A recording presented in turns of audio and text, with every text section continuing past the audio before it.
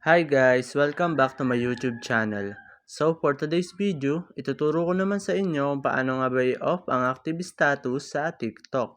So let's do it! So ang first step natin ay i-open ng ating TikTok app. Ayan. Simple lang po mama pero And suave then kapag nandito na tayo, pumunta naman tayo sa profile.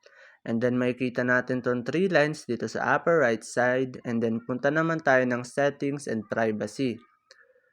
So ayan. So dito guys, punta naman tayo sa privacy. And then dito makikita natin tong active status. So dito guys, pwede na natin i-off ang ating active status.